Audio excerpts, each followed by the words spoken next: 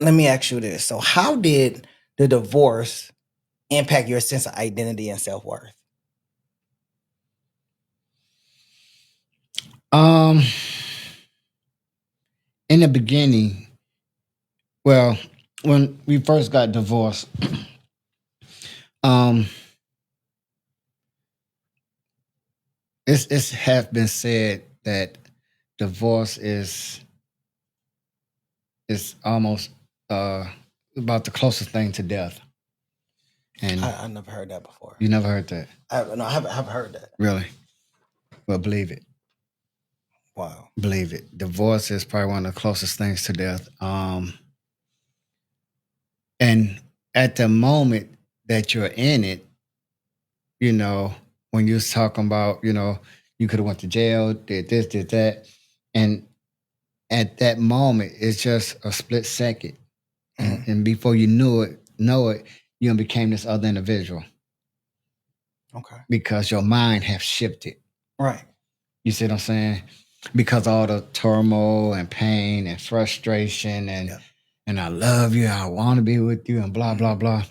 So that's one of it. But how did it,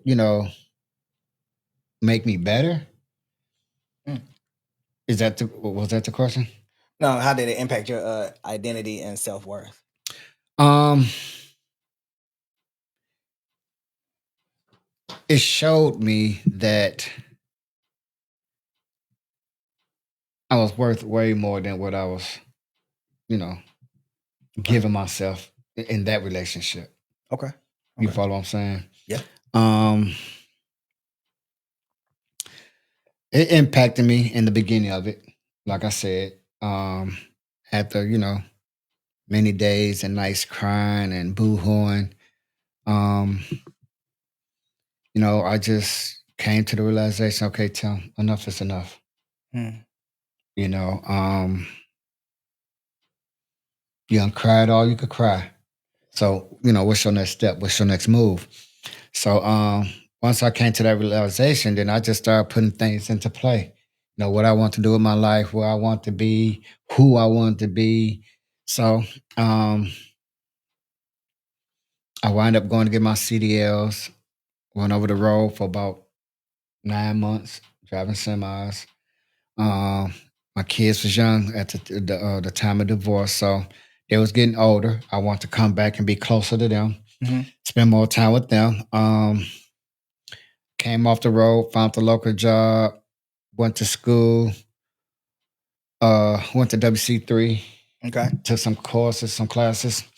I did about 2.5 years at WC3, and things picked up at the job I was at driving. So um, I kind of wish I'd have stayed in it, but it is what it is. Okay. Okay. So I want I understand what you mean by the impact. Hmm. Now, granted, I have not been divorced, so I'm not trying to claim divorce or anything like that. But I was in a situation, Hmm. so I was engaged. Okay, Hmm. so I was engaged once, and we got engaged after a year, and the young lady we was engaged for like 4 months. Okay. Okay, she had a daughter. I had my son. So my son was young. He was about 4 or 5 at the time because he wasn't even in school. He was at daycare. So no, he about like 3, 4. So one day, took a phone call. Me and her had this big blow up, Hmm. and foolish me, I decided to go and try to figure out. You know, she was leaving, or she was saying she was leaving, and me, logical me, I went and was like, you know what, let me try to figure some things out. Hmm. Okay. We was in the process of buying a house and everything. I'm like, well, can I still do all this stuff by myself? Like she Right. like she leaving. And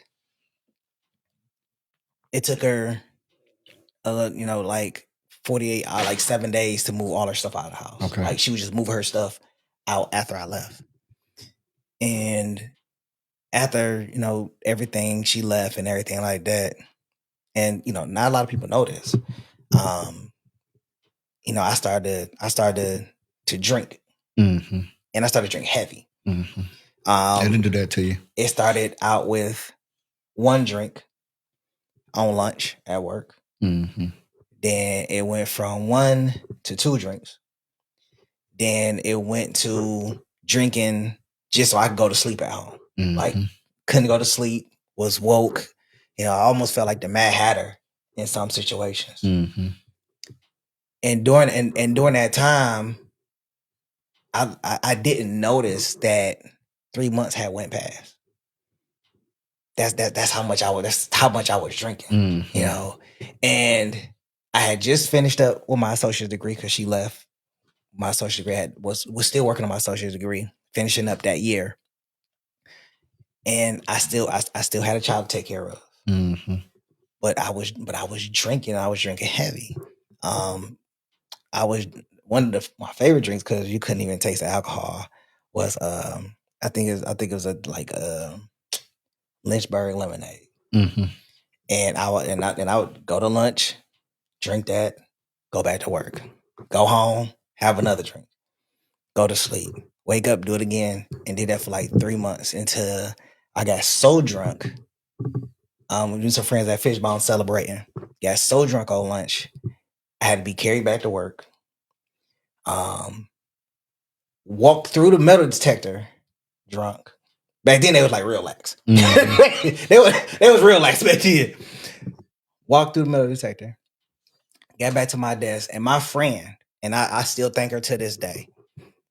Like, she was like my guardian angel.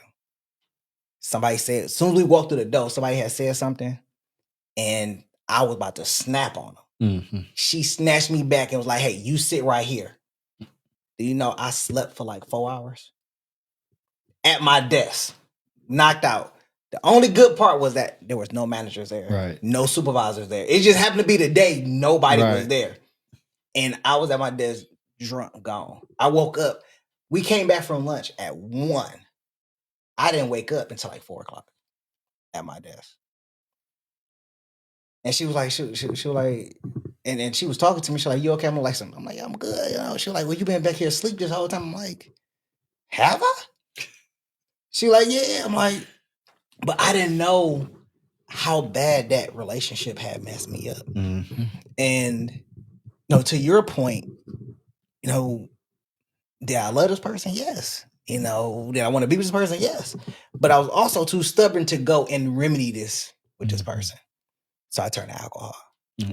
And it became one of my favorite things to do in my pastime, lightly, became my crutch in my hardest times. Mm-hmm. And it's kind of one of the reasons why I had a rule that I don't like to drink alone, because that loneliness kind of fuel more drinking. And before you know it, it's kicked in on you. It kicked in. So I understand, which leads me into the next question.